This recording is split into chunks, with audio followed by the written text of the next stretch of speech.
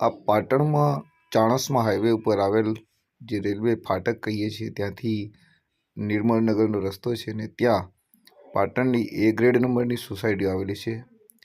Number 1 કહી શકીએ કે અનંતા 2, અને ત્યાંથી આગળ જઈએ તો બાલાજી રેસિડેન્સી તેમજ પાર્થ વિલા.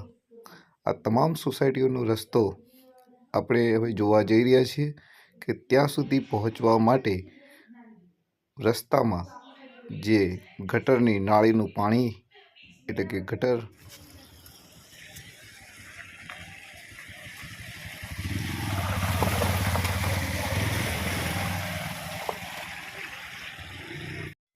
અહીંયાથી 2 વ્હીલર હોય કે 4 વ્હીલર હોય, રિક્ષાઓ, ઓટો રિક્ષાઓ, તમામ વાહનોને આ ગટરની અંદર થઈને પસાર થવું પડે છે. અને આ વિસ્તારમાં હજારો લોકો વસવાટ કરી રહ્યા છે. તેમના બાળકોને સ્કૂલમાં જવું તેમજ પોતાની નોકરી ત્યાં તો રોજગારી માટે બહાર નીકળવા માટે જે અહીંયા ગટરનું પાણી છે તેમાંથી ફરજિયાત ઉતરીને જવું પડતું હોય છે. આવું છેલ્લા 6-1 મહિનાથી આપણે જોઈ રહ્યા છીએ કે પાટણની અંદર ગટરોના પાણી આવી રીતે ઉભરાઈ રહ્યા છે. સોસાયટીઓમાં જવા માટેનો એક જ માત્ર વિકલ્પ કહી શકીએ, કેમ કે આગળ ફાટક આવેલું છે અને આ બ્રિજની નીચે થઈને જવાનો રસ્તો છે. અને ત્યાંથી આપણે અનંતા 2 જે પાટણની એ ગ્રેડ નંબરની સોસાયટી કહીએ તેના 3 ગેટ આવેલા છે. એટલે કે ત્યાં 50થી વધારે મકાનો હશે, 100-200 જેટલા.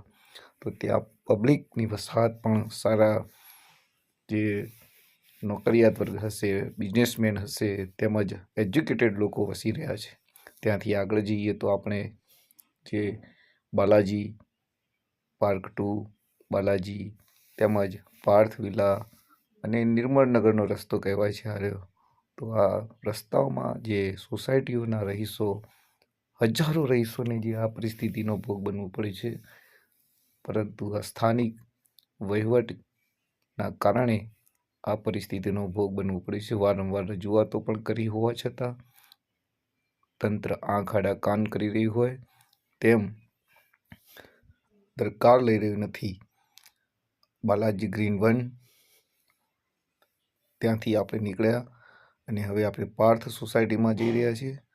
અને ત્યાંના રહીશો સારી એવી ફેસિલિટી સાથે જીવી રહ્યા છે, કેમ કે તેમને બિલ્ડરે સારી ફેસિલિટી આપેલી છે. પરંતુ નગરપાલિકામાં ટેક્સ ભરવા છતાં કોઈ સુખાકારી વ્યવસ્થા કરવામાં આવી રહી નથી. તેમજ વારંવાર રજૂઆતો કરવામાં આવી હોવા છતાં તંત્ર દ્વારા એક જ જવાબ આપવામાં આવી રહ્યો છે કે ગટરનું કામ યુદ્ધના ધોરણે કામ ચાલુ કરી દઈશું.